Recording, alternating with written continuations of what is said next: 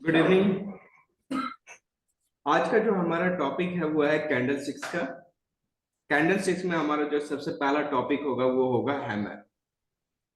हमने कल introduction of candle sticks में यानी कि प्राइस एक्शंस में हमने देखा था कि एक कैंडल्स का फॉर्मेशन जो कि चार प्राइस के बे होता है।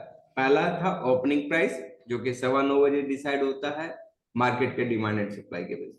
दूसरा क्लोजिंग प्राइस होता है जो कि सबसे इंपॉर्टेंट पॉइंट होता है, और एज पर हम डाउ थ्योरी भी हमने जब पढ़ा था उसमें से 6 टेनेंट्स में एक टेनेंट्स ये था कि क्लोजिंग प्राइस का इंपॉर्टेंस सबसे ज्यादा है। तीसरा मार्केट का डे हाई यानी कि मार्केट दिन भर में जो सबसे हाईएस्ट प्राइस को अचीव करता है उसको बोलते हैं हाई, और मार्केट दिन भर का जो निचला स्तर को जो छूता है उसको बोलते हैं लो प्राइस। इसमें हमने तीन तरह से बात किया था। ओपनिंग और क्लोजिंग का जो डिफरेंस था, ओपनिंग और क्लोजिंग का जो डिफरेंस था उससे बनता है हमारा रियल बॉडी जो कि हमारा रेक्टेंगुलर फॉर्म में होता है। अगर वो ग्रीन होता है, बुलिश होता है, रेड होता है तो बेरिश होता है। बट इसका कलर कॉम्बिनेशंस को चेंज कर सकते हैं, तो हम कैसे समझे कि बुलिश और बेरिश। तो बुलिश कैंडल तब फॉर्म होगा जब मेरा क्लोजिंग प्राइस ओपनिंग प्राइस से ऊपर होगा, तो हमारा वो बुलिश डे माना जाएगा। और दूसरा होगा हमारा बेरिश डे जहां पे हमारा क्लोजिंग प्राइस जो होगा ओपनिंग प्राइस से नीचे होगा, तो हमारा वो बेरिश डे कैंडल बन जाएगा। ओपनिंग और क्लोजिंग जो कि रेक्टेंगुलर पार्ट होगा वो क्या हो गया हमारा रियल बॉडी। रियल बॉडी के जो अपर साइड में रहता है उसको बोलते हैं अपर शैडो, और जो लोअर साइड में रहता है उसको लोअर शैडो बोलते हैं। फॉर एग्जाम्पल यहाँ पे आप देख पा रहे होंगे, यहाँ पे है हमारा ये जो रेक्टेंगुलर पार्ट में है इसको बोलेंगे रियल बॉडी। ये हो गया हमारा लोअर शैडो, ये हो गया हमारा अपर शैडो। फिर हमने बात किया था कि कैंडलस्टिक्स को आप सिर्फ इस तरह से इस्तेमाल नहीं कर सकते, इसमें हमें कुछ इंपॉर्टेंट पॉइंट होता है जैसे कि रियल बॉडी। रियल बॉडी अगर मेरा इस तरह का है, ठीक है, रियल बॉडी अगर मेरा इस तरह का है तो क्या है, इसमें स्ट्रेंथ ज्यादा दिख रहा है। अगर रियल बॉडी इस तरह से है तो ये एवरेज वॉल्यूम है, और रियल बॉडी छोटा होगा तो हमें इनडिसीजन की ओर लेके जाएगा या फिर वीकनेस का बात करते हैं। अगर मेरा जो लोअर शैडो यदि बड़ा होता है रियल बॉडी के कंपैरेटिवली, रियल बॉडी से अगर क्लियर कट विजन दिख रहा है कि रियल बॉडी के कंपैरेटिवली ज्यादा फोकस हमारा शैडो पे दिया गया है, तो उस केस में लोअर शैडो रिप्रेजेंट करता है किसको, बायर्स को, और जो अपर शैडो होता है वो किसको रिप्रेजेंट करता है, सेलर्स को। ठीक है, अपर शैडो अगर बड़ा होगा तो ये हमें किसको रिप्रेजेंट करेगा, सेलर्स को। ठीक है, इसके बाद हमने बात किया था कि कैंडल स्टिक्स से सिर्फ और सिर्फ प्राइस एक्शन से हम पता कर सकते हैं कि मार्केट का रिवर्सल कौन से लेवल से हो सकता है। इसके लिए कुछ बातों पे ध्यान देने की बात था। अगर मार्केट अगर ऊपर जा रहा होता है तो किसका डोमिनेंट रोल रहता है, कौन पावर में होता है, बुलिश कैंडल, यानी कि बायर्स डोमिनेंट होता है इसलिए प्राइस लगातार ऊपर जाता है। तो जब भी कोई बुलिश कैंडल का फॉर्मेशन होता है इनिशियल स्टेज में, तो आप देखोगे कि जो ग्रीन कैंडल का जो रियल बॉडी होता है ना वो बड़ा साइज का बनता है, और बीच में अगर 1 2 4 5 दिन के बाद अगर रेड कैंडल बनेगा तो वो बहुत छोटा बनेगा। एक क्योंकि मार्केट सीधा 90 डिग्री में ऊपर नहीं जाता है, तो छोटा छोटा करेक्शन होते रहेगा। बट अगर देख रहे हैं कि मार्केट एक कंप्लीटली अप ट्रेंड में है, प्राइस ऊपर जा रहा है, बट मार्केट एक सिग्निफिकेंट अपसाइड मूव करने के बाद अब देख रहा हूं कि जो ग्रीन कैंडल का जो बॉडी बन रहा है वो कंपैरेटिवली पहले के कंपैरिजन से अब छोटा बन रहा है, और रेड कैंडल का रिपीटेशन सब ज्यादा हो रहा है, या फिर रेड कैंडल का जो रियल बॉडी है वो ग्रीन कैंडल के कंपैरेटिवली अब बड़ा बड़ा बनने लगा। तो ये हमें एक अर्ली सिग्नल्स मिलता है कि मार्केट शायद अब टॉप टॉप आउट हो चुका है, अब मार्केट यहाँ से रिवर्स कर सकता है। देखिए, हम अभी जो बात कर रहे हैं यहाँ पे हम रिवर्सल को पॉइंट आउट नहीं कर रहे हैं कि पॉइंट इसी प्राइस से गिरेगा। अभी हम सिर्फ कर रहे हैं कि पॉसिबल है कि मार्केट कुछ समय के बाद एक रिवर्सल का सिग्नल मिलेगा। एग्जैक्ट रिवर्सल्स कहाँ पे होगा ये हमें कैंडल स्टिक्स बताएगा। अगर उसी तरह से मार्केट डोमिनेटली मार्केट लगातार कुछ दिनों से या कुछ महीनों से प्राइस अगर नीचे जा रहा होता है, तो रेड कैंडल का फॉर्मेशन बड़ा होगा, रेड कैंडल का रियल बॉडी बड़ा होगा। बीच बीच में अगर एक दो कैंडल अगर ग्रीन कैंडल बनेगा तो बहुत छोटा छोटा बनेगा, ठीक है, क्योंकि हर एक समय मार्केट अगर नीचे जा रहा होता है तो सेलर्स कहीं ना कहीं प्रॉफिट बुक करते हैं समटाइम्स। कुछ लोग एग्जिट करते हैं तो वो भी सेलर्स ही एग्जिट करता है तो वो बायर्स बनते हैं, उसीलिए प्राइस में एक बाइंग देखने को मिलता है, इसको शॉर्ट कवरिंग बोलते हैं। इसीलिए मार्केट में बीच बीच में ग्रीन कैंडल दिख सकता है। बट मान लो कि मार्केट 100 रुपया से गिरते हुए 80 रुपये चला गया, एक 20% का शार्प मूवमेंट आने के बाद अब देख रहे हैं कि जो रेड कैंडल का जैसे फॉर्मेशन था अब छोटा होने लगा। तो छोटा होने का मतलब हो गया कि रेड कैंडल अब इनडिसीजन है या फिर अब वो कमजोर पड़ रहा है, मार्केट को सेम जैसे लेके जा रहा था पहले अब नहीं ले जा पा रहा। उसी बीच में अगर ग्रीन कैंडल का फॉर्मेशन बार बार हो रहा है या रिपीट हो रहा है एक लोग इंटरवल के बाद, या फिर ग्रीन कैंडल का जो बॉडी है वो बड़ा होने लगा, तो ये हमें एक अर्ली सिग्नल्स मिल रहा है कि मार्केट बॉटम आउट हो चुका है, प्राइस इस लेवल से ऊपर जा सकता है। हमने कल प्राइस एक्शंस के बारे में यही सीखा। उसके बाद मैंने आपको कुछ 7 से 8 पॉइंट का आपको एक स्क्रीनशॉट ग्रुप में भेजा था। तो कैंडल स्टिक्स जैसे कि आप जो हैमर आप जानते ही होंगे, बेटर तरीके से आप लोग जानते हैं कि हैमर क्या होता है। हैमर एक bullish reversal candle sticks pattern होता है जो कि मार्केट के डाउन ट्रेंड होता है। डाउन ट्रेंड कैसे बनता है? जब market lower top lower bottom का फॉर्मेशन करते हुए जब प्राइस नीचे जा रहा होता है उसको क्या बोलते हैं? Down trend. तो मार्केट एक सिग्निफिकेंट डाउनसाइड का मूवमेंट करने के बाद अगर ये हैमर बनता है, कैसे पहचानेंगे हैमर? तो हैमर बनने का उससे पहचानने का एक क्राइटेरिया होता है, जैसे कि मार्केट डाउन ट्रेंड होना चाहिए। दूसरा, जो हमारा वो पर्टिकुलर कैंडल को जिसे हम हैमर बोलेंगे वो दिखने में कैसा लगेगा? दिखने में बिल्कुल हथौड़ा जैसा लगेगा। या फिर आप अपना हाथ को लीजिए, मुट्ठी को बंद कीजिए और बीच वाला अंगूठा को निकाल दीजिए, ये क्या बन गया? हैमर। और सन्नी देओल का डायलॉग होता है, क्या होता है? ये 2.5 किलो का हाथ। 2.5 किलो का। लेकिन ये 2.5 किलो का हाथ नहीं है, ये 250 ग्राम का हैमर है, जो मार्केट के सपोर्ट पे पड़ने पे मार्केट गिरता नहीं, उठ जाता है। मैंने 250 ग्राम क्यों बोला? क्योंकि ये वीक फॉर्म है। लोग क्या सोचते हैं कि हैमर बन गया, नीचे आया हुआ तो प्राइस बहुत तेजी से निकलेगा, नहीं निकलता है। जनरली मार्केट का जो करेक्शन होता है, जो रिवर्सल होता है, वो वी फॉर्म में होता है, डब्ल्यू फॉर्म में होता है, यू शेप में होता है, ये आपको समझना पड़ेगा। तो जो हैमर बनता है वो वी शेप में बहुत ही कम निकलता है। तो हमें ये समझना है कि अगर स्पेशली दो पार्ट में बढ़ जाते हैं हम लोग, अगर हम इक्विटी ट्रेडर हैं तब तो हमें कोई दिक्कत नहीं होता है, क्योंकि हम बाइंग करते हैं, प्राइस 2 दिन के जगह पे 10 दिन के बाद भी अगर बढ़ता है तो मुझे कोई भी लॉस नहीं होता है, सिर्फ समय थोड़ा ज्यादा लगता है। बट अगर ऑप्शन ट्रेडर अगर बाइंग कर ले 2 दिन के जगह पे अगर 10 दिन के बाद बढ़ता है तो उसे लॉस, ठीक है। कैसे पहचानेंगे हैमर? तो आपने जिस तरह से मुट्ठी बांधा, तो ये जो हमारा जो रेक्टेंगुलर पोर्शन हुआ इसको बोलते हैं रियल बॉडी, जहां पे ओपनिंग और क्लोजिंग का जो गैप है वो बहुत छोटा हो, इसी को रियल बॉडी बोलते हैं। रियल बॉडी से 2 गुना या उससे अधिक का लोअर शैडो होगा। इतना बड़ा मेरा क्या है? Real body. इससे ज्यादा हमारा क्या है? लोअर शैडो है। अपर शैडो छोटा हो या फिर ना हो, अगर नहीं होगा तो बहुत अच्छा, अगर होगा तो भी कम होना।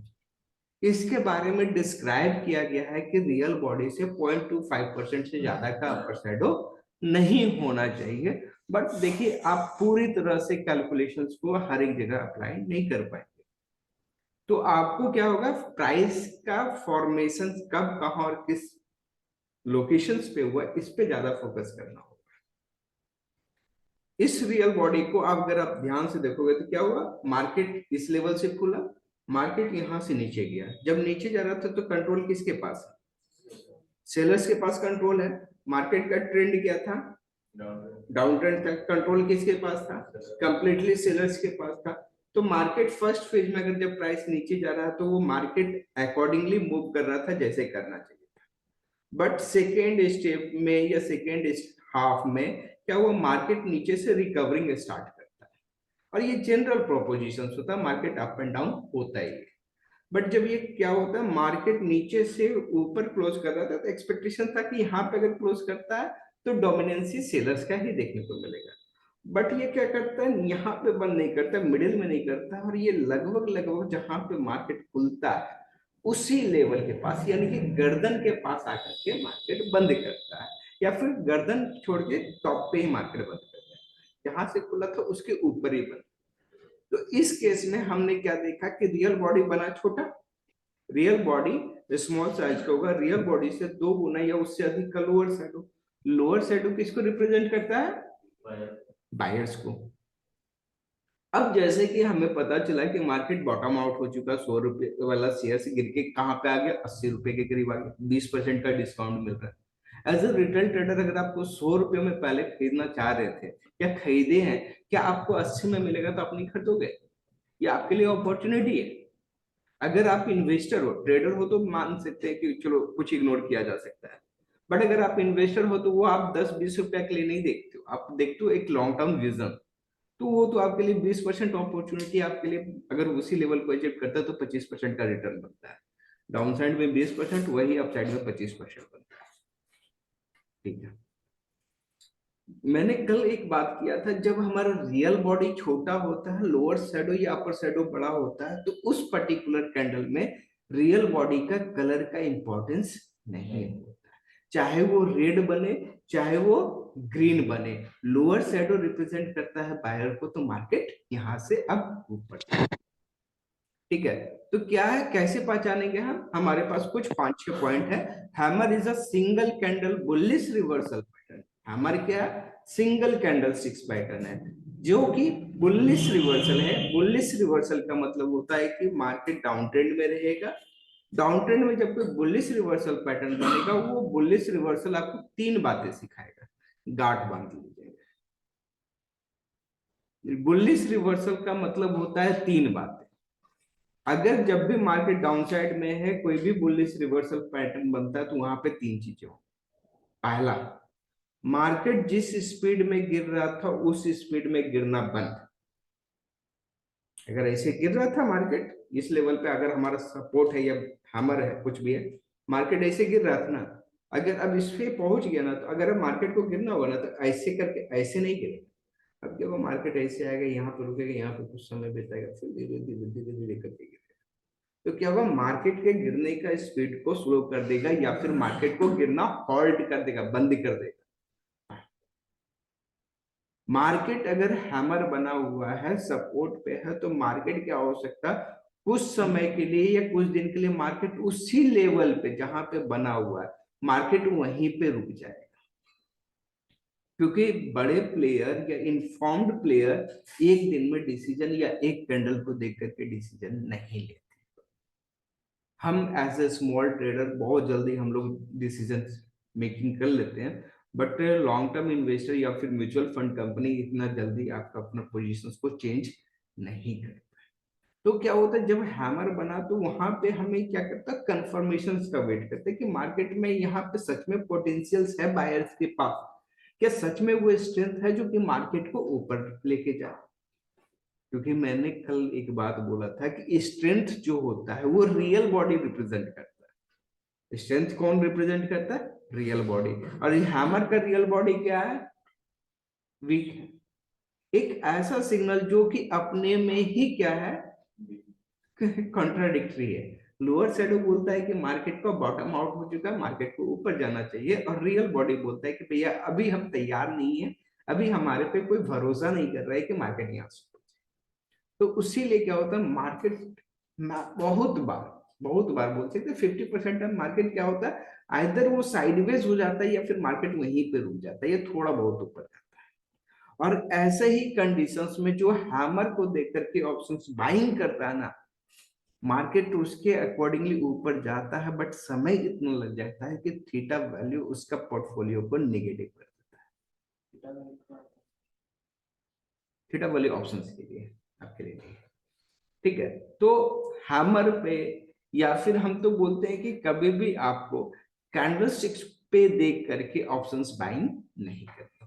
हम बात करेंगे कि कब कहाँ बाइंग करना है नहीं करना, बट अभी के लिए अभी आप सोच रहे हो कि अगर आपने आज कैंडलस्टिक्स पढ़ा और कल के डेट में आप ऑप्शंस पे बाइंग करते हो हैमर को देख करके, तो आपका बहुत अच्छा रिस्पॉन्स नहीं है।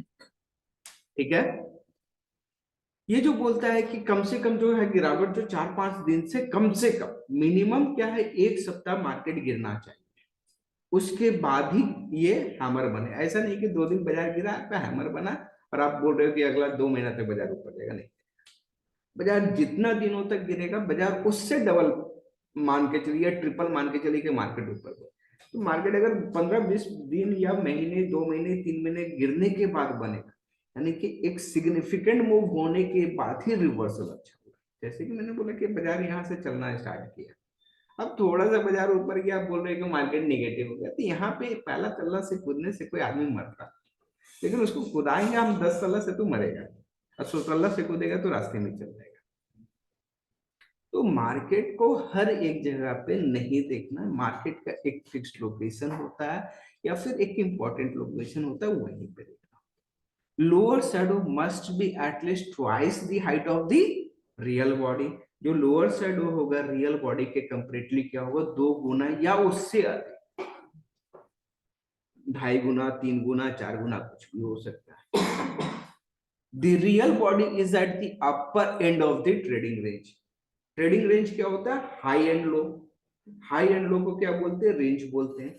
तो ये जो क्लोजिंग होगा वो क्या होगा, रेंज के टॉप मोस्ट लेवल पे, या तो मेरा कहाँ होगा, गर्दन के पास, या फिर मेरा होगा हेड के पास, यहाँ पे होना चाहिए। अगर मेरा पेट पे रहा है, ऊपर में अपर साइड इतना बड़ा रह गया, तो क्या होगा, अपर साइड किसको रिप्रेजेंट करता है, सेलर्स को, तो काम नहीं चलेगा। मार्केट का एकदम या तो गर्दन या तो हेड, यहाँ पे होना चाहिए। Colour of the real body does not matter, चाहे ये इसमें जैसे कि आपको दिखाया गया है कि यहाँ पे आप चाहे रेड हो चाहे ग्रीन हो, कोई भी इंपॉर्टेंस नहीं है, क्योंकि हमारा लोअर साइड रिप्रेजेंट कर रहा है बायर, तो मार्केट ऊपर जाएगा। Real body must be as small as possible. अब ये कह रहा है जितना ये रियल बॉडी छोटा होगा उतना अच्छा रहेगा। अरे भैया ये कैसी बात क्या है सर आपने, हम तो, आपने कल तो बोला था कि रियल बॉडी बड़ा होगा तो वो स्ट्रेंथ को शो करता है, और छोटा होगा तो वीक फॉर्म होता है, इनडिसीजन होता है। तो यहाँ पे इनडिसीजन बनने के लिए क्यों बोला जा रहा है, तो ध्यान रखेंगे, इनडिसीजन बनने का मतलब है कि इनडिसीजन कौन होगा, जो मार्केट को कंट्रोल कर रहा था वही ना इनडिसीजन हुआ। मार्केट डाउन ट्रेंड में था तो रूल कंट्रोल किसके पास था, सेलर्स के पास था। अब वो बॉटम पे जा करके अब उसके पास डिसाइड नहीं कर पा रहे कि मार्केट को नीचे लेके जाना है, और फिर वहां से मार्केट ऊपर जाता है, जाने लगेगा, तो जाहिर सी बात है कि जितना छोटा रहेगा उतनी पूरी तरह से कंफ्यूज हो जाएगा सेलर्स, नॉट बायर, क्योंकि अभी तो बायर है ही नहीं मार्केट में, बायर तो एंट्री करने वाला है। The longer the lower shadow, जितना बड़ा होगा lower shadow, the higher the potential of reversal, क्योंकि जितना बड़ा लोअर शैडो, इनविजिबल क्या होगा, बायर्स, इनविजिबल्स बाय होगा हमारा। कोई क्वेश्चन, कोई डाउट यहाँ तक पूछ सकते हैं, फिर आगे बढ़ते हैं। सर मान लीजिए कि अगर ये सबसे छोटा ये बनता है रियल तो ये इस बात का गारंटी भी तो हो सकता है कि मार्केट ऊपर जा रहा है। हाँ, तो हमको तो यही यही तो चाहिए कि मार्केट ऊपर जाए, क्योंकि मार्केट अगर नीचे गिर रहा है, परसेंटेज ज्यादा हो सकता है ना, मान लीजिए कि 40% अगर कोई चांस ले रहा है तो वो अप ट्रेंड जाने का मतलब 60 या परसेंटेज प्रोबेबिलिटी हर एक कैंडल स्टिक्स पे चेंज होता है, वो कब कहाँ और कैसे बन रहा है, किस परिस्थिति में बन रहा है, और किस परिस्थिति से बाहर निकल रहा है, ये दोनों चीजों को देखना है। किस परिस्थिति में बन रहा है और किस परिस्थिति से निकल रहा है, और आने वाले समय में उसके ऊपर कितना जल्दी उसका रुकावट है, ये 3 कंडीशंस पे आपका कैंडल स्टिक्स चलता है। तो अगर ये सपोर्ट जोन में हैमर बनता है तो उसके बाद तो हम इतना तो मान लेते हैं कि 50% सिक्योरिटी है कि अब ये ऊपर जाएगा इसके बाद। बिल्कुल, अगर मेरा सपोर्ट जोन पे है तो सपोर्ट का अपना ही प्रोबेबिलिटी है कि मार्केट को 40% तो मार्केट को इसके नीचे जाने नहीं देगा, 60% चांस है कि मार्केट इस लेवल पे होल्ड करेगा या फिर ऊपर जाएगा। तो बुलिश कैंडल और यहाँ पे बुलिश कैंडलस्टिक्स बन गया, तो यहाँ पे क्या हो गया, इसको बोलते हैं कॉन्फ्लुएंस, यानी कि संगम। एक ही पर्टिकुलर पॉइंट पे जब मैक्सिमम कॉन्फ्लुएंसेस आएगा, फैक्टर जब आएगा कि आपको बाइंग करना है। क्यों बाइंग करना चाहिए? फॉर एग्जाम्पल, मैं कैंडल स्टिक्स को नहीं जानता हूँ, बट मैं सपोर्ट को बहुत अच्छे से जानता हूँ, तो मैं बाइंग कर लूंगा। आप कैंडल स्टिक्स को भी जानते हो और सपोर्ट को भी जानते हो, तो भी आप बाई कर लोगे, ठीक है ना। तो क्या है कि एक ऐसा फैक्टर जहां पे मार्केट में मैक्सिमम आउटपुट या जितने पैरामीटर पे देखा जाएगा, सब कोई बुलिश जब बोलता है ना, तो मार्केट में रिजल्ट अच्छा आता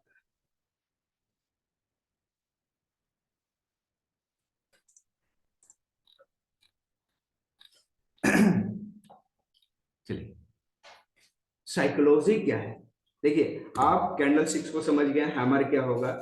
हैमर एक single candle bullish reversal pattern होगा जो कि मार्केट के डाउन ट्रेंड में बनेगा, लोअर साइड और लोअर बॉटम, जिसमें कि हम देखेंगे कि एक स्मॉल रियल बॉडी के कंपैरेटिवली 2 गुना से या उससे अधिक का लोअर शैडो, रियल बॉडी का क्लोजिंग जो है वो टॉप मोस्ट में होना चाहिए, ट्रेडिंग के टॉप रेंज में होना चाहिए। रियल बॉडी का कलर से कोई मतलब नहीं है, ग्रीन होगा तो थोड़ा सा पॉजिटिव रहेगा, रेड भी है तो कोई दिक्कत नहीं है।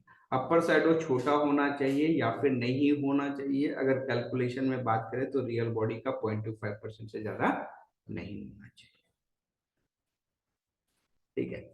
अब आते हैं कि साइकोलॉजी यहाँ पे क्या है, कि जो मार्केट में आपने हैमर देखा, जैसे कि अगर हम लिखते हैं 2+2, 2+2 लिखे इज इक्वल टू कर दे तो क्या होगा आंसर? 4 होगा। आप सभी ने पढ़ा, तभी ने 4 बोला ना।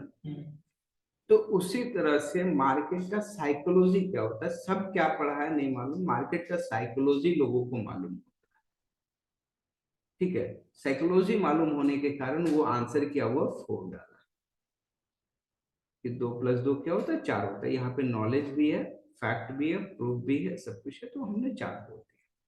उसी तरह से मार्केट का साइकोलॉजी क्या है, देखिए पहले क्या, market has been in a down trend. कहाँ पे market?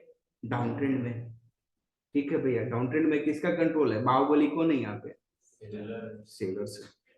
So there is an air of bearishness, यानी कि हवा में क्या है, फिजाएं महक रही है लाल रंग से, एकदम लाल लाल दिख रहा है। The price open and starts to trade lower, क्योंकि रेड कैंडल यानी कि मार्केट डाउन ट्रेंड में है, तो क्या होता है, बड़ा रेड कैंडल बनता है, रियल बॉडी बड़ा बनता है, ग्रीन बनेगा भी तो छोटा सा बनेगा। तो क्या किया, बाजार खुला, नीचे की ओर लेके गया, एकदम सही काम किया आपने। सेलर्स का जो काम था वो किया, मार्केट को बॉटम आउट किया। The price open and start trade lower. However, the sell-off is abated and the market returned to high for the day as the bulls have stepped in. जब market नीचे गया और नीचे से जब price ऊपर जाने लगा, तो ये जो बॉटम बना था, अब ये यहाँ से अब क्या, सेलर्स अब मूव करने लगे, अब वो वहां पे नहीं जा पा रहे या फिर कंट्रोल नहीं कर पा रहे, और बायर्स जो धीरे धीरे करके एंट्री किया, और जब बायर्स जब एंट्री किया और सेलर्स क्या हुआ, कम होने लगा। क्योंकि हमने बताया कि जब आपको सिग्नल्स मिल जाता है, अगर आपको हैमर देखने से आपको क्या लगता है, क्या होगा, मार्केट ऊपर जाएगा। तो जो सेल करके बैठा उसे नहीं मालूम होगा कि हैमर बनने के बाद क्या होगा, उसे भी मालूम होगा। तो उसे जब मालूम चल गया है सेलर्स को कि मार्केट अब यहाँ से क्या होगा, बुल एंट्री कर चुका, मार्केट अब बुल्स लेके जाएगा, तो वो क्या करेगा, ऊपर लेके। तो जो सेल्स का पोजीशन पहले बना के रखा, वो अपना प्रॉफिट बुक करेगा कि नहीं करेगा? तो शॉर्ट का पोजीशंस को कवर करने के लिए क्या करना होगा, बाइंग करना होगा। तो सेलर्स बिकम बायर्स। जो नए शॉर्ट कर रहे थे, क्योंकि मार्केट का रैली था, लोअर टॉप लोअर बॉटम बन रहा था, तो हर कोई सेल कर रहा था। जो रिसेंटली सेल किया होगा, अब उसे इग्नोर, पता चल गया कि मार्केट ऊपर जाने वाला है, तो पिछले 1-2 दिन का जैसे हाई को ब्रेक करेगा, उसका क्या हो जाएगा, स्टॉप लॉस टिकट हो जाएगा। तो उसने भी शॉर्ट करके रखा, तो अपना स्टॉप लॉस को काटने के लिए क्या करना पड़ेगा, बाइंग करना पड़ेगा। अभी हम सेलर्स के पॉइंट ऑफ व्यू से पढ़ रहे थे, तो सेलर्स के पॉइंट ऑफ व्यू से पढ़, तो जो पुराना सेलर्स था, जो बैठा हुआ था साहूकार जैसा, वो अब क्या, वो निकल गया, क्योंकि उसको पता चल गया कि ऊपर जा रहा है। दूसरा जो रिसेंटली उछल कूद कर रहा था, छोटा छोटा ट्रेडर, वो भी अब इस मार्केट से बाहर होगा। तीसरे जो शॉर्ट करने का प्रेफरेंस रख रहे थे, अब उसे पता चल गया कि मार्केट नीचे नहीं जाएगा, तो क्या वो सेल करेगा? तो यहाँ पे हम देख रहे हैं कि सेलर्स, पुराने सेलर्स, न्यू सेलर्स और जो सेल करने का प्लान कर रहे थे, ये तीनों मार्केट से आउट हो गए, कम हो गए। तो जब अब सेलर्स है नहीं, और यहां से हमें क्या पता चला, हैमर का बॉटम हमें बता रहा है कि बायर्स एंट्री किया। बायर्स जब एंट्री किया तो अब बायर्स के पास कंट्रोल होगा, तो बायर्स के पास जब कंट्रोल जाएगा तो वो क्या करेगा, मार्केट को ऊपर लेके जाएगा। तो सेलर्स जो था वो बायर्स में कन्वर्ट हो गया, नया बायर आ चुका है मार्केट में, नया जोश जाग चुका है। अब कोरोना का जो गिरावट हुआ, 2-4 महीना गिरा, एकदम 40-50% तक गिरा, अब उसमें नया जोश आया है, बायर्स का मार्केट को नई ऊंचाई तक लेके जाएगा। इस तरह से मार्केट सेलर्स कन्वर्ट हो जाता है बायर्स में, और नए बायर्स का एंट्री होना मार्केट को एक नई ऊंचाई पे लेके जाने का होता है। This represent that the bears could not maintain control, यानी कि मार्केट का बॉटम बना और बॉटम से जब प्राइस ऊपर गया तो यहाँ तो लड़ाई हो रहा होगा ना, हर एक लेवल पे लड़ाई हो रहा होगा। तो प्राइस नीचे से जब ऊपर जा रहा होगा तो सेलर्स अपना पूरा ताकत लगा रहा होगा कि मार्केट को ऊपर नहीं जाने, क्योंकि एक बार जहां सत्ता परिवर्तन हो गया, कांग्रेस 2004 में था, तब तक कांग्रेस का, जैसे 2004 में वो पूरी ताकत लगाया कि हम बीजेपी को नहीं आने, जैसे बीजेपी आ गया, कांग्रेस का कोई अस्तित्व नहीं रहेगा, बीजेपी अब लेके जाएगा। अब क्या है रिस्पॉन्सिबिलिटी, बीजेपी की रिस्पॉन्सिबिलिटी है कि वो अपना वर्चस्व को कायम रखे, वो कमजोर नहीं होना चाहिए। तो जब तक ये कमजोर नहीं होगा तब तक ये क्या होगा, एक नई ऊंचाई को छूता रहेगा। तो मार्केट यहां से क्या होगा, ऊपर जाएगा। The long lower shadow has the bear questioning whether the decline is still intact, यानी कि जो लोअर शैडो बना, यहाँ पे एक्चुअल लड़ाई यहाँ पे हुआ। सेलर्स बोला कि मार्केट को नीचे लेके जा रहे हैं, बिल्कुल सही है भाई सेलर्स। अब जब मार्केट ऊपर जा रहा था तो क्या हो रहा है, बायर्स को बहुत ज्यादा प्रेशर होता है। अगर सोच लो कि अगर किसी को हम इस तरह से दबा दें, यहाँ पे हम इसको यहाँ से उठा करके नीचे करके दबा दें, उतना ताकत नहीं लगता है, लेकिन जब नीचे से जब उसको ऊपर ले जाना होगा ना, तो डबल फोर्स इसका रिक्वायरमेंट होता है, और कॉन्फिडेंस तो जबरदस्त चाहिए हो, क्योंकि 80% जब बाजी हार जाते हैं ना, उस 80% हारे हुए बाजी को जीतना केवल और केवल क्या है, ताकत से नहीं, कॉन्फिडेंस भी चाहिए होगा, और बिलीफ अपने ऊपर चाहिए होगा कि अब मैं किसी भी हाल पे नहीं छोड़ूंगा, नेवर गिव अप। बायर्स यहाँ पे गिव अप नहीं करता, फिर लेके जाता है। तो यहाँ पे जो बनता है ना, ये पूरी तरह से क्वेश्चन मार्क कर देता है सेलर्स को कि भैया आप इस मार्केट से आउट हो रहे हो, accept it, otherwise your stop loss will be cut. और मार्केट वहां से ऊपर। नेक्स्ट डे जब हमारा बन गया ये 250 ग्राम का हथौड़ा, ये 2.5 किलो का हाथी, 250 ग्राम का हथौड़ा बनने पे हम जैसे आदमी, छोटे छोटे रिटेल ट्रेडर्स क्या थोड़े से डरे हुए हैं, सहमे हुए, अरे ये एक दिन का लड़ाई है, चलो जीत गया। हमें तो एक दिन की लड़ाई, तो हम एक दिन के उसमें तो महल नहीं बनाएंगे, एक दिन में तो होम बिल्ड तो नहीं होता है, हमारा कैपिटल नहीं बनेगा। तो हमें कंफर्मेशन चाहिए होगा, जैसे कि हमने आपको बोला है कि ट्रेड करने से पहले आपको क्या होता है, कंफर्मेशन चाहिए होगा। तो प्रीवियस डे का जब हाई ब्रेक करता है तभी हमारा ट्रेड होता है, उसीलिए हमारा ट्रेड तभी वैलिड होगा, वो पैटर्न तभी वैलिड होगा जब हैमर के हाई के ऊपर प्राइस निकले। हैमर के हाई के ऊपर प्राइस निकल गया, अब मान लो कि इंट्राडे में ही हैमर के हाई के ऊपर निकला, आप बाइंग कर लो। अब कैसे एग्जिट करना आपको बता दिया, अगर हैमर के हाई के ऊपर निकल गया आप बाइंग कर लो, अगर सेम कैंडल अगर रेड बन गया तो आप एग्जिट कर दो, छोटा सा लॉस ले लो, क्योंकि उसमें अब स्ट्रेंथ नहीं बचा हुआ, वो डब्ल्यू पैटर्न वगैरह कन्वर्ट हो गया फिर नीचे। लेकिन अगर वो ग्रीन कैंडल बनी है, आप एश्योर्ड रहिए कि आपका कैपिटल प्रोटेक्टेड है पूरी तरह से, और 60% की पॉसिबिलिटी है, या 50%, मोर देन 50% पॉसिबिलिटी है कि आप लॉस नहीं होगे, प्रॉफिट में होगे, या फिर कॉस्ट टू कॉस्ट एग्जिट करोगे, लॉस नहीं होने वाला है। Confirmation would be higher open with yet still high close of the day, high के ऊपर या फिर क्लोजिंग होना चाहिए प्रीवियस कैंडल के हाई के ऊपर। ठीक है, तो ट्रेड कैसे करेंगे, हैमर बन जाने से ट्रेड नहीं होगा, हैमर का हाई का ब्रेकआउट होगा तभी हम ट्रेड कर पाएंगे, वरना पैटर्न नहीं होगा। ध्यान रखेंगे कि हैमर बन जाता है, अगर हम एग्जांपल देखेंगे बाद में, हम जब लाइव में रहेंगे, हैमर बन गया और वो कैंडल, नेक्स्ट कैंडल उसके हाई को ब्रेक नहीं किया, तो वो हैमर मेरे लिए हैमर नहीं होगा, चाहे कितना भी कैरेक्टरिस्टिक्स फॉलो किया हो। नेक्स्ट कैंडल अगर ब्रेक नहीं किया तो वो मेरे लिए हैमर नहीं, क्योंकि हर पीली धातु चमकने वाली सोना नहीं होता। वही कंसेप्ट हम रखेंगे। अगर है ताकत तो इमीडिएटली, अरे भैया जो बायर सेलर्स को पूरी तरह से हरा दिया हो पिछले दिन, उसका जो सब मनोबल तो इतना हो कि बस थोड़ा सा ही तो ऊपर निकल जाना चाहिए। चलिए ठीक है, अब ये रहा हमारा यहाँ पे आप देख पा रहे होंगे कि हमारा हैमर जो है, हम हर एक हैमर को ट्रेड नहीं करते।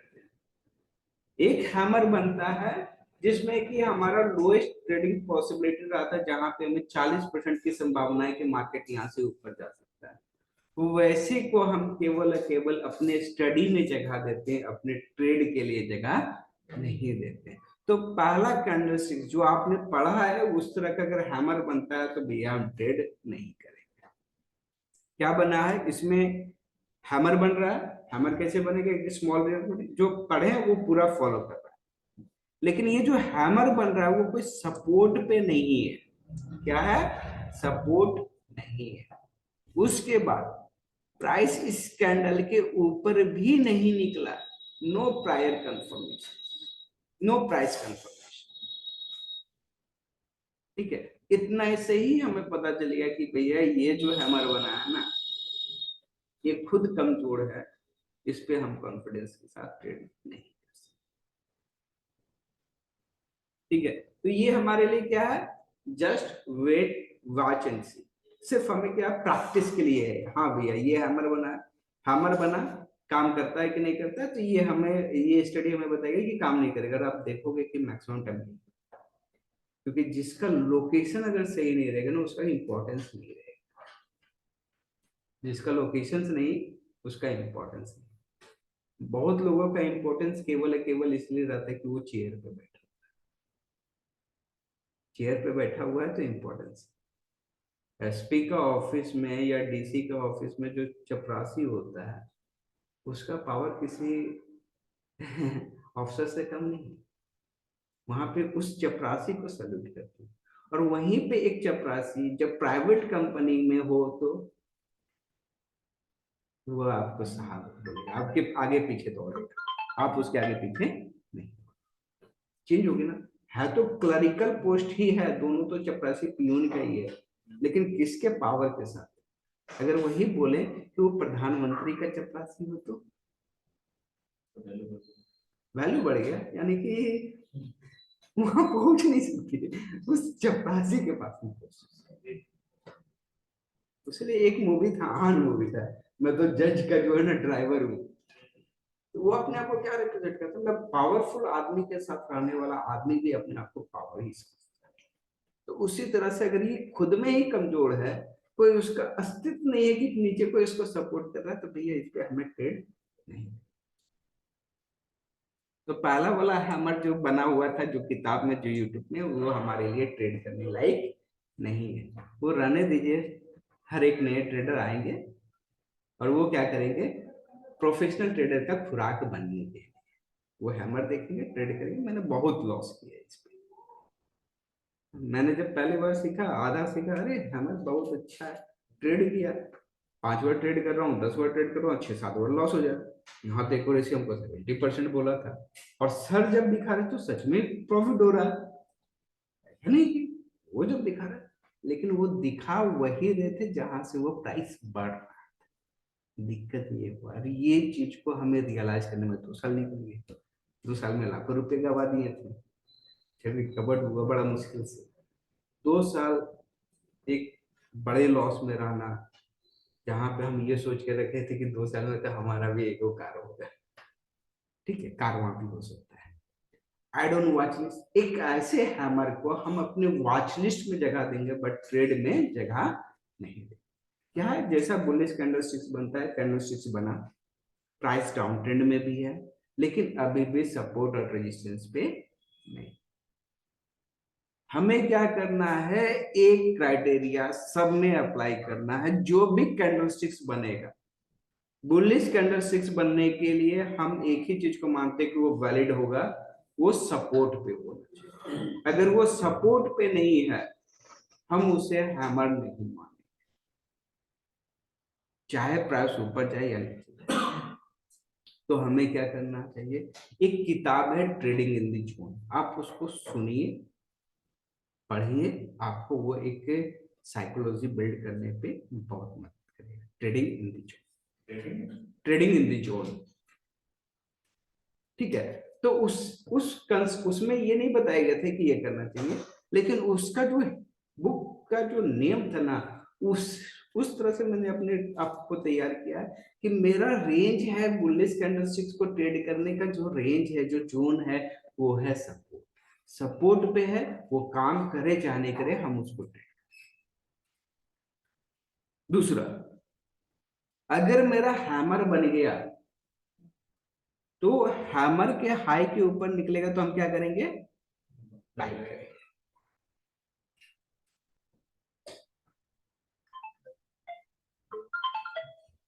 हैमर के हाई के ऊपर बाइंग करेंगे अगर प्राइस इसके ऊपर निकलता है, और हैमर का जो लो है उसके नीचे, उसके थोड़ा सा बफर देंगे, ठीक है ना, एकदम सटा के मत देना। और ये स्टॉप लॉस जो है हम इस तरह से नहीं निकालेंगे, इसमें हमें इतना स्पेस देना होगा या फिर इतना स्पेस देना होगा। इसके लिए हम अलग से जब स्टॉप लॉस को साइंटिफिक मैथमेटिकली यानी कि इंडिकेटर का इस्तेमाल करके, एटीआर का इस्तेमाल करके हम स्टॉप लॉस को आइदर यहाँ पे प्लेस करेंगे चाहे यहाँ पे करेंगे, उसके बेसिस पे रहेगा। तो अभी शुरुआत में आपको सिर्फ ये रखना है कि इसके नीचे रहेगा। तो बहुत बार ऐसा होगा ना कि आपका पहले स्टॉप लॉस कटेगा यहाँ से, फिर मार्केट रिवर्स कर जाएगा, लेकिन आपका एक्चुअली स्टॉप लॉस यहाँ लगा। बट अभी हम आपको नहीं बताया, तो आपको समझ लीजिए कि आपका स्टॉप लॉस हो गया, तो आपका शुरुआत में आपको नॉलेज दे रहा था कि यहाँ पे नहीं होगा। तो जब जहां पे हम यहाँ इसके ऊपर क्या कर रहे हैं, एंट्री, और ये हमारा क्या है, स्टॉप लॉस। एंट्री और स्टॉप लॉस का जो डिफरेंस है, ये हमारा हो गया रिस्क। क्या हो गया, ये हमारा रिस्क। आप एक ट्रेड में जितना भी रिस्क लेते हैं उसका 2 गुना से अधिक का रिवॉर्ड होना चाहिए। यानी कि अगर ये रिस्क मेरा 10 रुपए का है तो मेरा प्रॉफिट 20 रुपए का होना चाहिए। बट अगेन एक चीज को याद रखें कि आपका स्टॉप लॉस कभी भी एक स्टॉक में not more than 10%, double digit में आपका स्टॉप लॉस नहीं आना चाहिए। अब बोले एक सेकंड, नॉट मोर देन 10%। अब ये क्या है, मैं इक्विटी वाले के लिए बात कर रहा हूँ, ऑप्शंस वाले के लिए तो काम ही नहीं करेगा। 200 रुपए में अगर बैंक निफ्टी लिए हैं, 20 रुपए के नीचे स्टॉप लॉस लगाया, अगला 1 सेकंड में खत्म हो जाए। अभी जो मैं बात कर रहा हूँ वो इक्विटी का बात कर रहा हूँ। हाँ बोलिए क्या कुछ। सर बोले इसका जो रिस्क जो है, ये मेरा मान लीजिए कि इंडेक्स में 100 पॉइंट 200 पॉइंट इक्विटी में जो भी है, तो फिर रिवॉर्ड मेरा कितना होगा, 400 600। आपका जितना रिस्क है उसका 2 गुना से अधिक का ही होना चाहिए।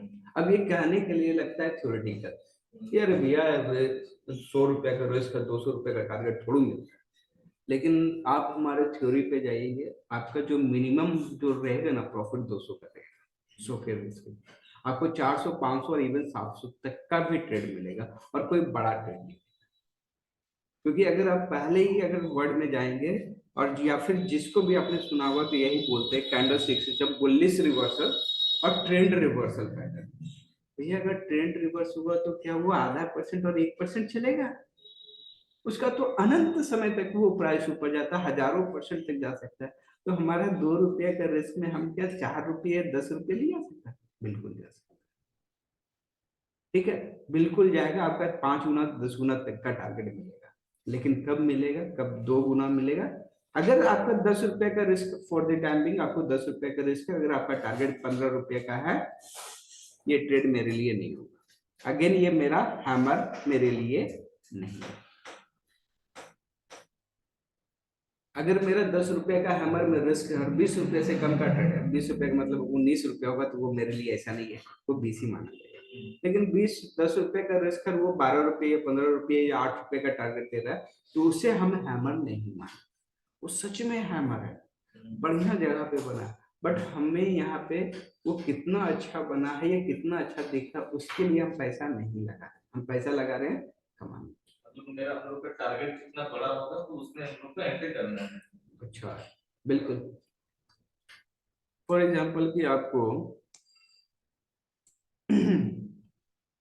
एक पार्टी में जाना है, आपका दोस्त, दो दोस्त है, दोनों दोस्त का रिसेप्शन है, दोनों करीबी दोस्त है, लेकिन आपको मालूम है कि किसी एक के पास जा सकते, एक ने ऑफर किया है जो पार्टी है वो 5 स्टार होटल में किया है, और एक ने किया है अपना घर के छत के ऊपर में किया है, और आपको दोनों ही जगह इनविटेशन है, दोनों जगह में से एक जगह तो आपको जाना ही जाना, और दोनों का डिस्टेंस मान लो कि 5-5 किलोमीटर है, ठीक है, रिस्क सब जगह बराबर है, और एनवेलप भी हमको 1000 रुपया ही डालना है। अब आप बताइए, आप अब ये मत बोलिए कि हम किसी से आप पर्सनली अटैच नहीं है, आपका दोनों बेस्ट फ्रेंड है, कोई भी डिफरेंसेस नहीं है, दो जिगरी दोस्त, अब आप कहाँ जाओगे? सर पहले तो मैं यहाँ जाऊंगा तो खाऊंगा कुछ नहीं, थोड़ा ही खाऊंगा। एक ही जगह जा सकते हो। अच्छा भैया मेरे पास अगर 10,000 रुपया और एक ट्रेड मिल गया, हैमर दो गो हैमर मिल गया, तो हम ट्रेड तो किसी एक पे ही करेंगे ना, एक में करेंगे तो दूसरा में नहीं करेंगे, ऐसा तो भैया तेरे में हम ट्रेड लगा लेते हैं फिर एग्जिट कर लेंगे फिर दूसरे में ट्रेड, ऐसा नहीं है। अब क्या करोगे? आंसर आपका क्या है? 5 स्टार ही जाना है। 5 स्टार ही जाएंगे। क्यों? इसको उसमें प्रॉफिट है मेरा। आपको तो मैंने बताया नहीं कि मेन्यू क्या है, वहां पे एक आइटम है कि इसके पास 10 आइटम, ये भी हो सकता है, लेकिन जनरल कंसेप्ट क्या बोला कि जब मेरा रिस्क सेम है और एक जनरल कंसेप्ट से मेरा रिवॉर्ड ज्यादा है तो सबके सब वही चलना है। आपका जितना भी चीजें होती है वो सबके सब रिस्क रिवॉर्ड पे होता है। फॉर एग्जाम्पल आपको धनबाद में जॉब मिल रहा है, धनबाद में एक जॉब मिल रहा है 30,000 रुपए का, और बैंगलोर में आपको एक जॉब मिल रहा है 45,000 का, 45,000, सेम कंपनी सेम पोस्ट, 30,000 45,000। आप हो कहाँ के? आप हो मान लो रांची का, आपको धनबाद में भी रहने के लिए खर्च देना पड़ेगा और आपको रांची बेंगलोर में, आप बताओ कहाँ जाओगे? धनबाद जाएंगे। क्यों? खर्च कम नहीं, मेरा रिवॉर्ड ज्यादा है, क्योंकि मुझे लग रहा है यहाँ पे 10,000 रुपए खर्च करके मैं 30,000 रुपए कमा सकता हूँ, वहां 45,000 कमाने के लिए मुझे क्या होगा? 30,000 रुपए खर्च। तो आप कुछ भी जो डिसाइड करते हो वो रिस्क रिवॉर्ड पे करते हो, तो ट्रेडिंग करते समय भी आपको रिस्क एंड रिवॉर्ड पे ही ध्यान रखना, इसीलिए 3 important, risk reward, money management और पोजीशन। अब देखिए ये हैमर बन रहा है, क्या बन रहा है? हैमर बन रहा है, जो कि कहाँ पे है? सपोर्ट पे है। अब यहाँ पे हमें एक सिक्योरिटी मिला कि भैया बाजार अब इसके नीचे नहीं, यहाँ पे हम जरूर, और प्राइस डाउन ट्रेंड में हैमर बना है तो जाहिर सी बात है down trade with small quantity. और इस तरह का अगर हैमर बनता है, जो हैमर है जो सपोर्ट पे है, डाउन ट्रेंड में बना है, उसके बाद एक्यूरेसी कितना है इसका? 55%। कितना मार्क? और रिस्क रिवॉर्ड रेशियो हमेशा, इसमें भी अगर मेरे को रिस्क रिवॉर्ड नहीं मिला ना तो यहाँ पे भी ट्रेड नहीं। मान लो कि ये पैटर्न बन गया, अब यहाँ पे 20 रुपए का रिस्क है, 30 रुपए का टारगेट है, नहीं ट्रेड करूंगा। हमें ट्रेड करने के लिए, यानी कि ट्रेड का फिल्ट्रेशन प्रोसेस हम नीचे दिखाएंगे, वहां पे रिस्क रिवॉर्ड रेशियो।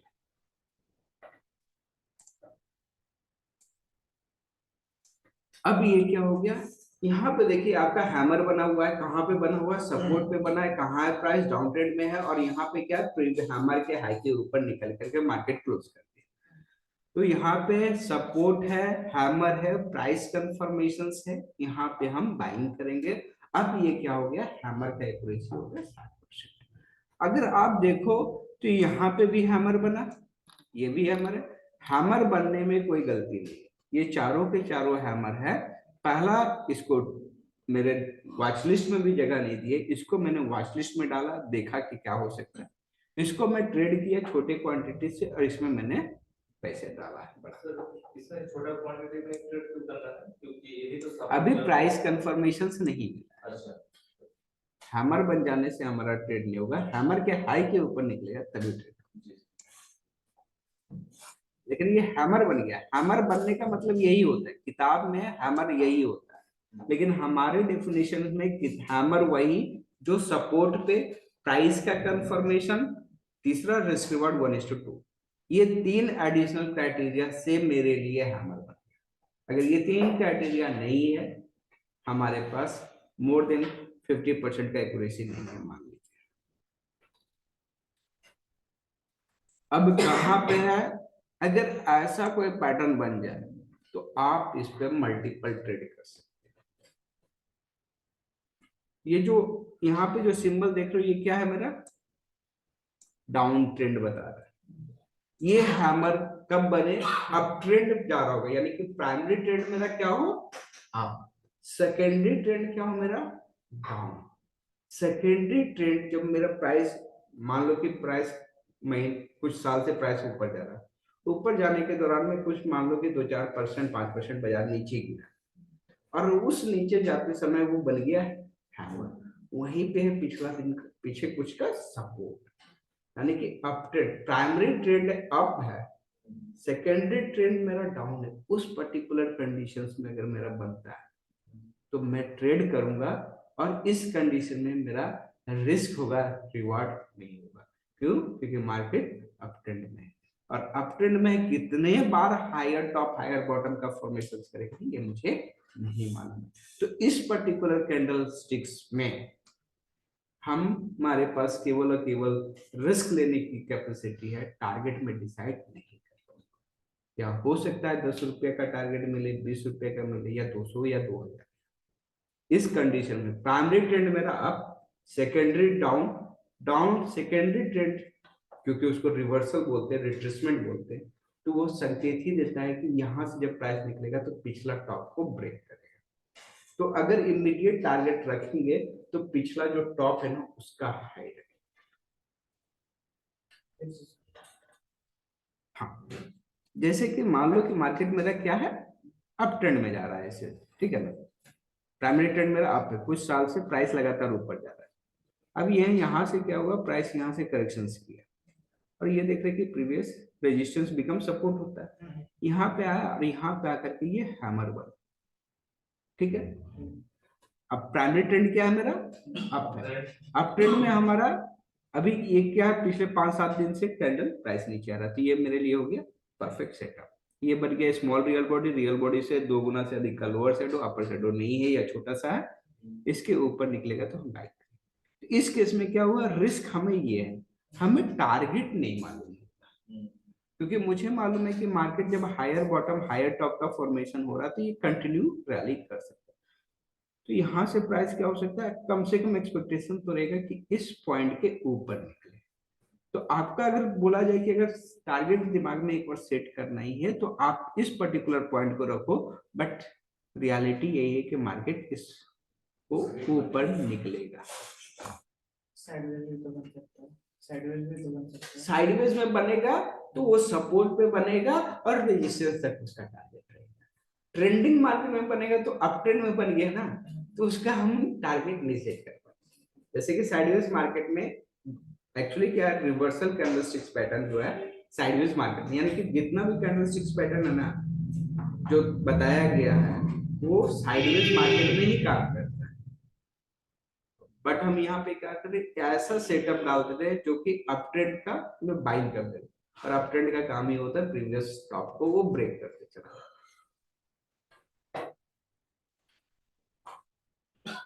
यहाँ पे हमारे लिए ये हमारे लिए 5 स्टार ट्रेडिंग है। इसके बारे में हम लोग बाद में डिस्कस करेंगे, ठीक है ना। ये थोड़ा सा इस तरह से होना चाहिए था ताकि इसमें हमारा प्राइस कंफर्मेशन भी हो जाता है। अगर नहीं भी होता तो ये हमारे लिए इनसाइड बाय का सेटअप भी हो जाता है, ठीक है। तो ये हमारा क्या हो गया, low risk highest reward LR।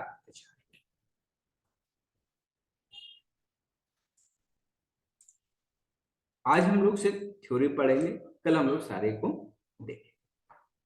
अब इतना तो हमने बात किया। पहला मैंने बोला कि भैया इसको अपने जगह में, इसको अपने ना तो ट्रेड में जगह देना ना मोबाइल में देखना, इसको हटा।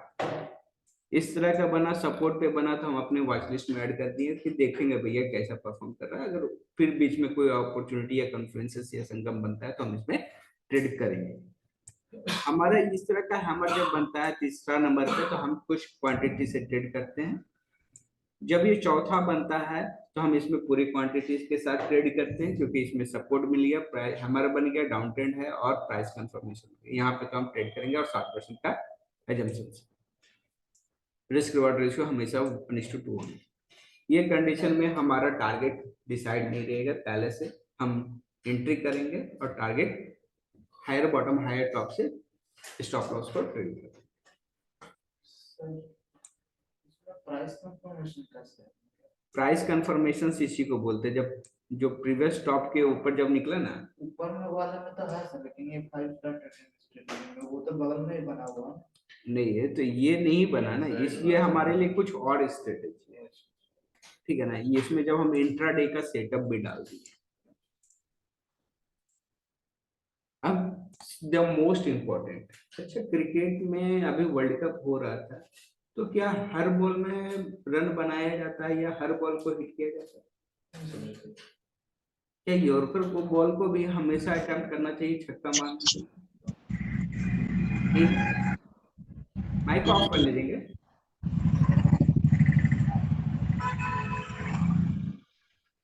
माइक ऑफ कर लीजिए। नहीं करते ना। अगर यॉर्कर बॉल होता है तो हम उसको डिफेंस करना ज्यादा प्रेफर करते हैं। कुछ अगर माइक ऑफ कर लें,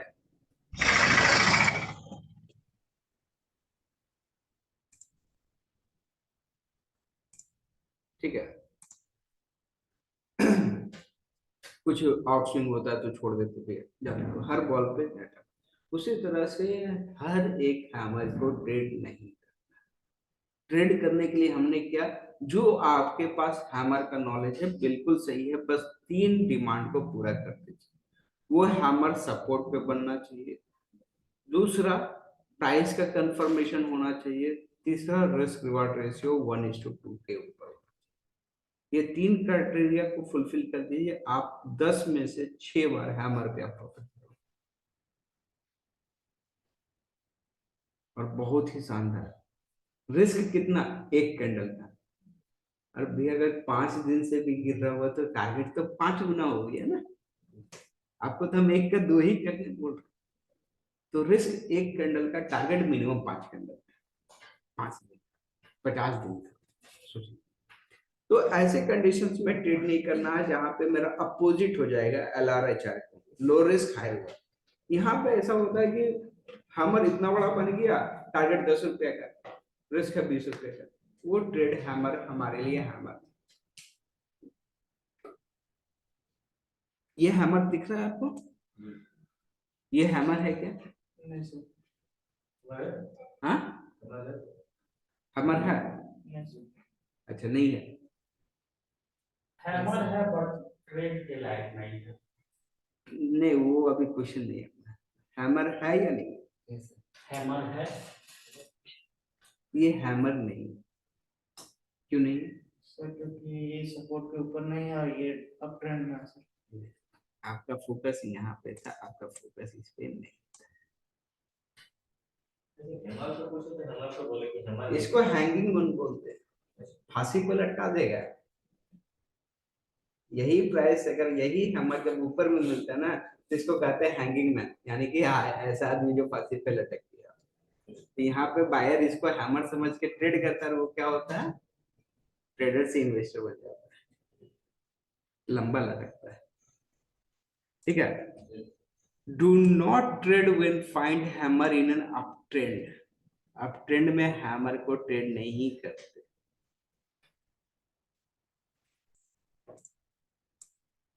do not trade near by resistance, यानी कि आपको मालूम है ना, ये कंसेप्ट तो आपको पता चल ही गया। ये क्या बना, ये क्या बना हुआ है बताइए, ये क्या बना हुआ है? सपोर्ट। तो यहाँ पे बनेगा तो हम क्या करेंगे, ट्रेड करेंगे। लेकिन अगर ये यहाँ पे बन जाए तो क्यों, क्योंकि जहां से हम बाइंग कर रहे हैं ना उसी के ऊपर में इमीडिएटली रेजिस्टेंस। तो जो सपोर्ट होता है अगर प्राइस उसके नीचे चला गया तो वही लेवल क्या होता है, रेजिस्टेंस को होता है। तो इसको थोड़ा, क्योंकि सपोर्ट बिकम रेजिस्टेंस होता है, यहाँ पे आप ट्रेड नहीं कर सकते। ऐसे हमारे को ट्रेड मत कीजिए जिसका रिस्क रिवार्ड लो प्रोबेबिलिटी का, यानी कि जो आपको पहला सिनारियो दिखा है या दूसरा सिनारियो में दिखा है जस्ट हैमर बना बट नो कंफर्मेशन, वैसे कंडीशंस में आपको ट्रेड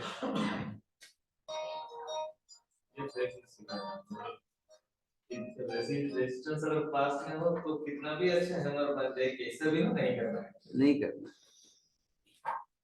यही से रेजिस्टेंस में बनेगा तो सपोर्ट में बना है, हाँ।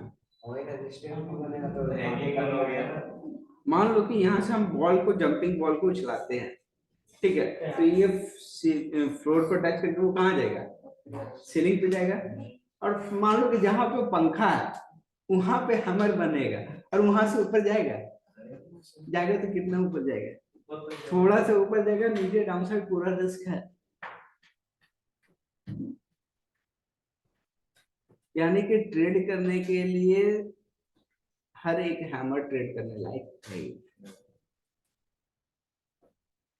उसके लिए अब जो मैंने आपको बता दिया, उसके बाद जो मैं आपको जितना भी हैमर दिखाऊंगा या जितने भी मेरा हैमर पर ट्रेड दिखेगा, आपको हमेशा इस चीज का, क्योंकि मैं मशीन नहीं तो मेरे से भी गलती होगा, तो अगर मेरे तरफ से कोई ट्रेड आता है या मैं बोलता हूँ कि ये हैमर है, तो आपको ये आपका काम है, आपकी रिस्पॉन्सिबिलिटी है कि ये फिल्टर आउट कर ले कि ये डू नॉट ट्रेड वाला में से तो नहीं है। क्योंकि ट्रेड करने तो आपको सब बताया, डू नॉट ट्रेड वाला नहीं बताया। तो अगर डू नॉट ट्रेड में से अगर मैंने ट्रेड दिया तो समझ जाना कि आपका ट्रेड, या कोई भी आपको हैमर पे बाइंग करने दे रहा है, आप जितना सीखे ना 90% पहले वो सबको इग्नोर कर दोगे तो कोई दिक्कत नहीं है, पैसा नहीं बनेगा। लेकिन इस चीज को अगर आपने इग्नोर कर दिया तो पैसा आपका डूब जाएगा।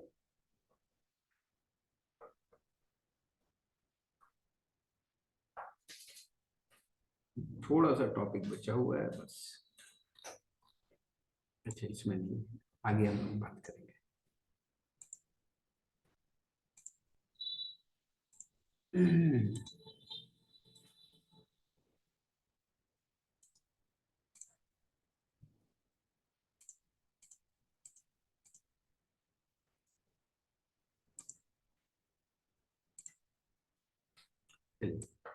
कोई क्वेश्चन है, कोई डाउट है?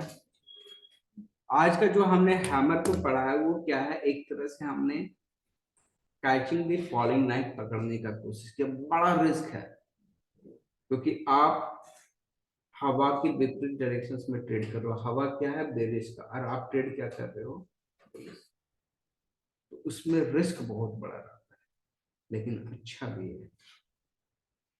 जब रिस्क बड़ा होता है, रिस्क जब छोटा होता है, रिस्क मतलब कि रिस्क बहुत छोटा है बट लॉस होने की पॉसिबिलिटी ज्यादा है, तो वहां पे प्रॉफिट बहुत बड़ा। यानी कि अगर 100 मीटर का खदान में नीचे उतर गए हैं और 101 मीटर में वहां पे हीरा रखा हुआ है, तो क्या है, मेरा रिस्क बस वही 1 मीटर का है। 1 मीटर अगर मैंने अचीव कर लिया तो मेरा 100 मीटर ऊपर है, ठीक है।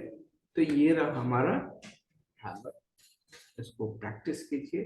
3 एडिशनल सेटअप्स के पास, मालूम है कि आप लोगों ने हैमर को देखा हुआ है, ट्रेड किया हुआ है, तो सिर्फ हमारा यही रिक्वेस्ट है कि हैमर, सब हैमर हैमर नहीं होता है। हमारे लिए हैमर वही है जो हमारे लिए प्रॉफिट कमा करके दे, और वो प्रॉफिट वही कमा करके देगा जिसमें कि 3+1 पॉइंट और है, जो कि हम आगे वाला हर एक चीज में धीरे धीरे करके ऐड करते जाएंगे। सपोर्ट पे होगा, हैमर होना चाहिए, प्राइस कंफर्मेशन होता है चाहिए, रिस्क रिवॉर्ड रेशियो होना चाहिए, ठीक है। बस इतना ही लर्निंग है। दूसरा, कहाँ पे ट्रेड नहीं करना चाहिए, अप ट्रेंड में ट्रेड नहीं करना चाहिए, रेजिस्टेंस के नियर बाय में रहेगा, ट्रेड नहीं करना चाहिए। रिस्क रिवॉर्ड रेशियो नहीं है तो ट्रेड नहीं करना चाहिए, चाहे वो कितना ही अच्छा दिखने में परफेक्ट या क्लासिक हैमर क्यों ना हो।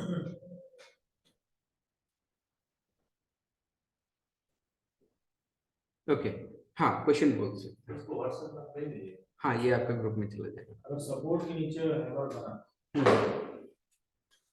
और उसका रिवर्सल जो है वो सपोर्ट के ऊपर है, प्राइस वहीं क्लोज करता है उस कंडीशन। ये तो आपको बताएगा ना, यही तो ट्रैप था सेलर्स का। आपको क्या हुआ, पहले सपोर्ट तोड़ दिया, सपोर्ट थोड़ा अब नेक्स्ट डे हैमर बना और वो हैमर का जो क्लोजिंग है वो सपोर्ट लाइन के ऊपर है।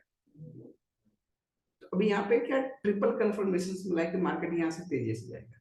क्यों? क्योंकि जैसे ही सपोर्ट टूटा सब कुछ शॉर्ट का पोजीशन बना लिए होंगे, बाइंग से एग्जिट कर गए होंगे, और नेक्स्ट डे जब हैमर बना होगा तो क्या वो जो इतना उछल कूद मारा होगा सपोर्ट टूटने की खुशी में, जो सेल मारा होगा, नेक्स्ट डे जैसे ही प्राइस ऊपर निकलेगा वो सबका क्या हो जाएगा, स्टॉप लॉस कर ये देगा। अक्सर तो मार्केट पनिश बहुत भयानक करेगा। उसीलिए तो आपको बोले हैं कि सपोर्ट और रेजिस्टेंस का ब्रेकआउट पे ट्रेड नहीं होता, उसके बाद हमें कंफर्मेशन चाहिए होता है।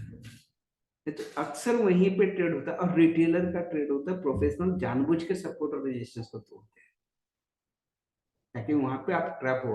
क्योंकि हमने पढ़ा है सिर्फ इतना ही, लोग पढ़े कितना, सिर्फ इतना ही कि सपोर्ट ब्रेक हो जाए तो सेल करना, रेजिस्टेंस ब्रेक कर जाए तो बाइंग करना।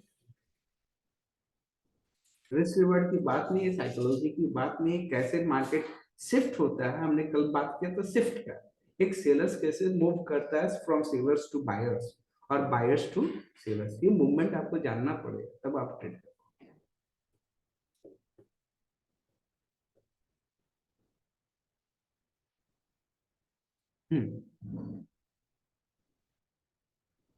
और कोई क्वेश्चन?